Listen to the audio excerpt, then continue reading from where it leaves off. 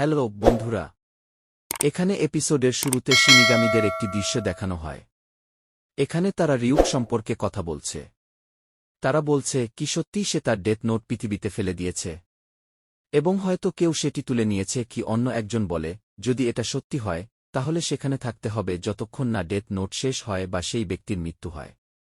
এরপরে লাইটের দৃশ্য দেখানো হয়, যেখানে সে বলে, যদি আমাকে নিয়মাবদ্ধ করতে হয় তাহলে আমাকে আমার অবশিষ্ট সমস্ত জীবন ছেড়ে দিতে হবে, কিন্তু যোগ্যতার ভিত্তিতে আমি একেবারেই এই চুক্তি গ্রহণ করতে পারি না। লাইট আরও বলে, আমি এমন একটি পৃথিবী তৈরি করতে চাই যেখানে কোনো অপরাধী থাকবে না। আমি সেই পৃথিবীর ঈশ্বর হতে চাই। যদি তুমি আমার জীবন বাড়ানোর প্রস্তাব দিতে তাহলে আমি হয়তো ভেবে দেখতাম, কিন্তু জীবন ছোট করার প্রস্তাবে আমি রাজি নই। এরপর রিউক বলে, এই বিশ্বাসটি তোমার জানা উচিত ছিল। আমি তোমাকে শুধু তাই বলেছি যাতে তুমি এটা বুঝতে পার। কি লাইট জবাব দেয়, তুমি যদি আমাকে চোখের বদলে তোমার পাখা দিতে তাহলে আমি প্রকৃত অর্থে চীনের ঈশ্বর হতে পারতাম। কিন্তু তুমি জানো, এই ধরনের ক্ষমতা দিয়ে আকাশে উঠতে চাইলে মানুষ আমাদের দেখে ফেলবে। লাইট এটাও বলে যে যদি আমাকে এই চোখ দেওয়া হয় তাহলে হয়তো আমি আসল রূপে ফিরে আসতে পারতাম, তবে এটা সম্ভব নয়। রিউক বলে, কি এইসবের কিছু না থাকলেও একজন ভালো শিনিগামী হতে পারি, কারণ আমাদের মনে হচ্ছে আমরা এক অর্থহীন জীবন কাটাচ্ছি। আমরা মানুষের জীবন নেই কেবল এজন্য যে আমরা নিজেরা মরতে চাই না। আমাদের নিজের লক্ষ্য কি সেটাও আমাদের জানা নেই। কি তারপর লাইটের মাথায় একটি ধারণা আসে, যখন সে রুমে বসে কিছু পড়াশোনা করছিল। সে তার স্টাডি টেবিলের কাছে যায় এবং বলে, জাস্ট ডিটেকটিভ আমার উপর নজর রাখছে। আমার কাছে একটা আইডিয়া আছে কিভাবে আমি তার নাম খুঁজে বের করব। আমি ডেথ নোটের রুলস ব্যবহার করব। লাইট বলে, এখন আমি একটি পরীক্ষা চালাতে যাচ্ছি, কিভাবে ডেথ নোটের সময় নিয়ন্ত্রণ করতে পারি। যদি আমি একবার কোনো কৌশল দেই তাহলে তারপরে আমার হাতে থাকে ঠিক 6 মিনিট 40 সেকেন্ড, যার মধ্যে আমি সেটা বর্ণনা করতে পারি। আমি এই সময়টাকে বিভিন্নভাবে পরীক্ষা করব এবং দেখতে হবে কিভাবে এটি ব্যবহার করা যায়। এরপর আমরা দেখতে পাই পরের পুলিশের একটি দৃশ্য। এখানে কিছু ঘটনা ঘটে। ফোনে একটি কল আসে এবং তারা জানতে পারে যে আরও 6 জন মারা গেছে।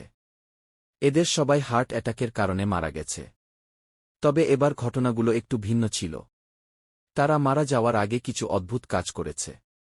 যেমন তাদের একজন মারা যাওয়ার আগে রক্ত দিয়ে দেওয়ালে একটি অদ্ভুত চিহ্ন এঁকেছিল।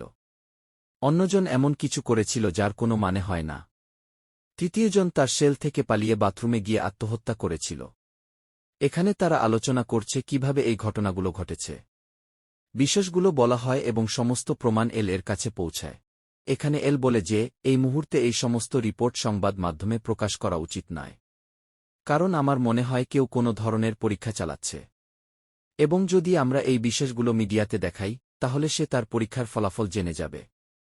অন্যদিকে লাইটের একটি দৃশ্য দেখানো হয় যেখানে সে ফ্রেশ হয়ে তার ডেবিট কম্পিউটারে সাহায্য করে, এবং সেখানে তাকে সমস্ত ডেটা এবং তথ্য সরবরাহ করা হয় যাতে মৃত্যুর রিপোর্টগুলো থাকে।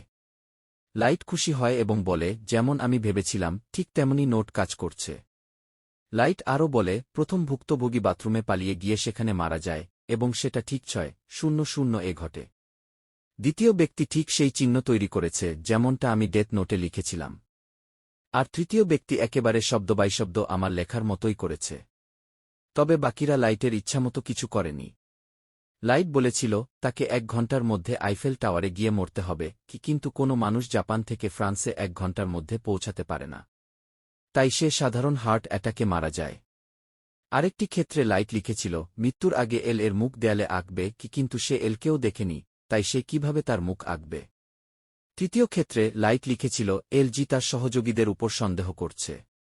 আমার মনে হচ্ছিল যে এটা কাজ করবে, কিন্তু সেটাও কাজ করল না।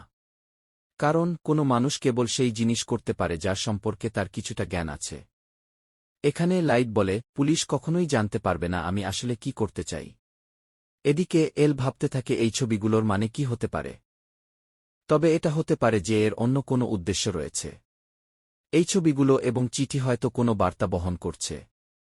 এদিকে লাইট তার কাজ চালিয়ে যায় এবং বলে, এটা একটা ব্যবসার মতো, যেখানে গতকাল কেউ একটি ব্যাংক লুট করার চেষ্টা করেছিল। সেখানে কিছু লোকের উপর হামলা চালিয়ে তারা পালিয়ে যায়। এরপর লাইট একটি মেয়েকে ফোন করে এবং বলে, আমি তোমার সাহায্য চাই। কি লাইট মেয়েটির সাথে দেখা করে এবং তারা একটি বাসে ওঠে। বাসে একটি ডিটেকটিভও ছিল যে তাদের পাশে এসে বসে। তারা এলোমেলো কথাবার্তা বলতে থাকে। কিছুক্ষণ পর বাস একটি স্টপে থামে এবং সেখানে একজন অপরাধী বাসে উঠে। সে বাস হাইজ্যাক করার চেষ্টা করে এবং বলে, যদি কেউ আমার সঙ্গে কোনো ধরনের সমস্যা করে তাহলে আমি সবাইকে মেরে ফেলব। অপরাধী বাসের ড্রাইভারকে বলে, একটি ফোন কল করো এবং বলো তোমার বাস হাইজ্যাক হয়ে গেছে।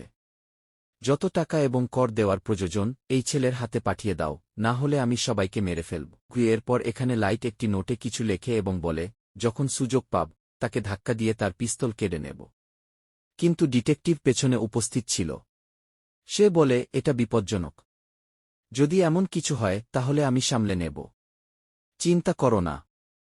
তোমাকে এটা লিখে দেওয়ার দরকার নেই। এটা এমন কিছু নয় যা সম্ভব নয়। এখানে সাইড থেকে প্রশ্ন ওঠে, তোমার কাছে কি প্রমাণ আছে যে এটি তার সাথে হয়নি? লাইট বলে, যদি সে পেত তাহলে এখন পর্যন্ত হার্ট অ্যাটাক করে মারা যেত কি। এরপর ডিটেকটিভ তার পরিচয় লাইটকে দেখায় এবং দেখা যায় সেখানে ফ্যানও উপস্থিত।